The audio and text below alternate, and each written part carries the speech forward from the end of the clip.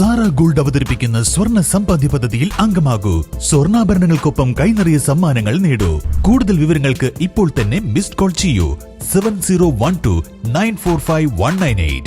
Passport ഫീ കുത്തനെ വർദ്ധിപ്പിച്ച കേന്ദ്ര സർക്കാർ നടപടിയിൽ പ്രതിഷേധിച്ച് Muslim League Malappuram municipal committee passport Seva കേന്ദ്രത്തിലേക്ക് മാർച്ചും ധർണയും നടത്തി.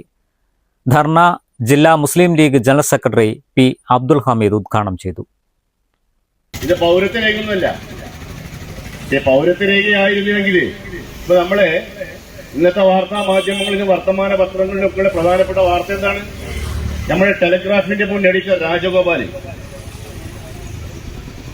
അദ്ദേഹത്തിന്റെ മകളുടെ കല്യാണത്തിന് പോലും പോകാൻ സാധിച്ചിട്ടില്ല. ആരാണ് രാജഗോപാലൻ? അറിയപ്പെടുന്നൊരു പത്രമല്ല, ലോക പ്രശസ്തനാണ്, എല്ലാവരും അറിയുന്ന ആളാണ്. ബംഗാളിലാണ് ഇപ്പൊ അദ്ദേഹം. SIRന്റെ മറവിൽ വോട്ടർ ലിസ്റ്റിൽ അദ്ദേഹത്തിന്റെ പേര് നീക്കം ചെയ്തു. വോട്ടർ ലിസ്റ്റിൽ പേരില്ല എന്നതിന്റെ പേരിൽ അദ്ദേഹത്തിന് പുറത്തു പോകാൻ സാധിക്കുന്നില്ല. അദ്ദേഹം പാസ്പോർട്ട് വരില്ല. പാസ്പോർട്ട് യാത്രാരേഖ എന്നല്ലാതെ അതിന് പൗരത്വരേഖയായിട്ട് സ്വീകരിക്കുന്നില്ല. ഈ രാജഗോപാലനെ പോലെയുള്ള ആൾക്കാരുടെ അനുഭവം ഇതാണെങ്കിൽ എന്താ സാധാരണക്കാരുടെ? അതാണ് നമ്മൾ ചിന്തിക്കുന്നത്. SIRന്റെ മറവിൽ എന്തൊക്കെയാണ് കേന്ദ്ര ഗവൺമെന്റ് ചെയ്തുകൊണ്ടിരിക്കുന്നത് എന്നുള്ളത് നമുക്കൊരൊറ്റ ഉദാഹരണം മാത്രമല്ല.